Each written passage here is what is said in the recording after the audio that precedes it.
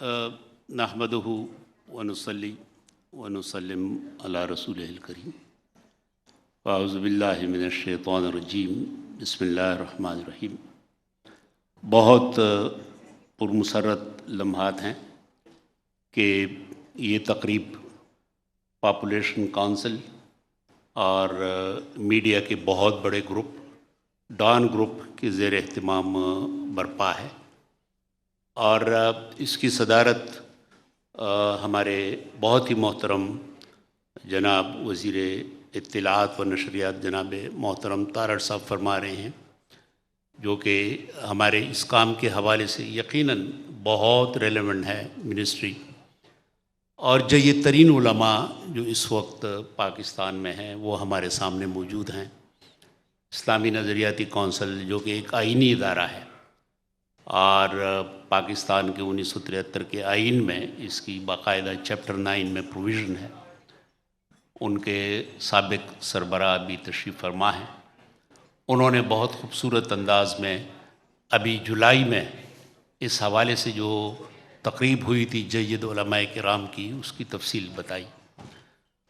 मुझे खुशी है कि जनाब मीर साहब ने उस कोशिश का ज़िक्र किया जो इस्लामी नज़रियाती कौंसिल ने उसमें लीड ली और आज की जो इस्तिलाह है तवाज़ुन आबादी, इस इस्तिलाह को एक लिहाज से यूँ समझे कि कॉइन किया। और उसका पस मंज़र ये था कि इस तसव्वुर की जो इब्तिदा है 1960 की दहाई में, उस वक्त इसको कहा गया ख़ानदानी मंसूबा बंदी।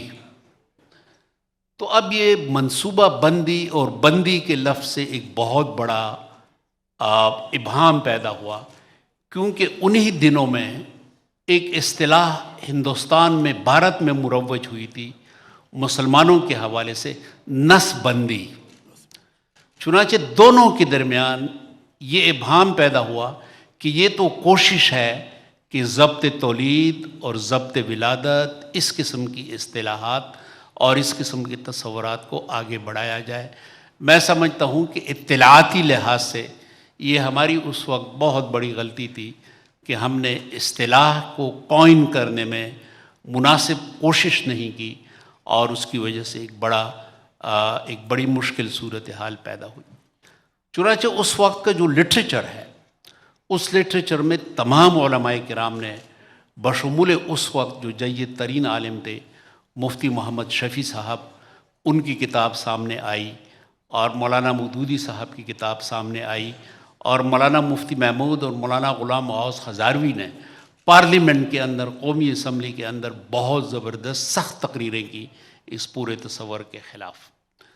तो मेरा ख़्याल ये है कि उस एक इस्तिलाह की वजह से इतना बड़ा नुकसान हुआ कि उस नुकसान को कम करना या उसकी पेशबंदी करना बहुत एक हमारे लिए मुश्किल काम बन गया। ये बड़ी खुशी की बात है कि बाद के आने वाले अदवार में हमारे जो माहिरीन हैं उन्होंने बहुत अच्छा सोचा और एक नई इस्तिलाह आई जो कि मकबूल हुई और उलमाए किराम ने उस इस्तिलाह को पसंद किया। वो इस्तिलाह थी माँ बच्चे की सेहत और वक्फ़ा। ये एक बहुत अच्छी इस्तिलाह थी जिसकी तायीद हमारा जो इल्मी तुरास है, इस्लामी तुरास है, जो उलमाए किराम हैं उनके अंदर इनकी इफ़ादियत और कबूलियत है। और अब जो जदीद इस्तिलाह है वो तवाज़ुन आबादी है, तो यकीनन वो तो कुरान पाक की उन आयात से इस्तिंबात है जो हमारे सामने तिलावत की गई। इस्लाम दीन ही एतदाल का है। तो मैं समझता हूँ कि जिस तरीके से उलमाए किराम ने राय दी और इस्लामी नज़रियाती कौंसिल की आरा सामने आ गई, वो यही है कि बजाय इसके कि इसको रिस्क के साथ मुंसलिक कर दिया जाए, इसको सेहत के साथ मुंसलिक कर दें।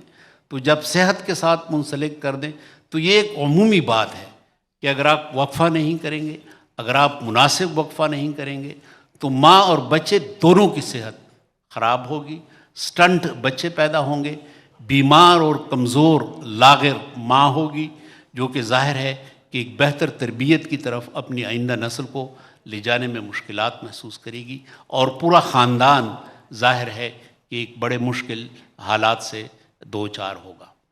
اور ایک اس کا تدبیر منزل، اس کی طرف بھی اشارہ کیا۔ تدبیر منزل یہ ہے کہ جس طریقے سے اب مثلاً ہمارا ٹریفک ہے، جس طریقے سے ایک بے ترتیب ہماری آبادی کا اضافہ ہے، ہمارے گھر بن رہے ہیں، ہمارے محلے بن رہے ہیں، یہ کسی بھی ایک باوقار قوم کے ساتھ مناسبت نہیں رکھتے۔ تو یہ تصور توازن آبادی کا بہت زبردست ہے۔ اور اس کے ساتھ ساتھ تجاویز جو ہیں کہ جس میں مجھ سے سوال کیا گیا میڈیا کے حوالے سے، تو میں سمجھتا ہوں کہ دو باتیں اس حوالے سے اگر کر دی جائیں تو میڈیا میں اس کے لیے بہت اچھا ایک پلیٹ فارم بن سکتا ہے۔ ایک تو یہ ہے کہ فنڈز کا ایک بہت بڑا حصہ ہم تعلیم کی طرف موڑ دیں، اور تعلیم بالخصوص خواتین کی تعلیم کی طرف، اور بالخصوص جو بچیوں کی تعلیم ہے ان کی طرف۔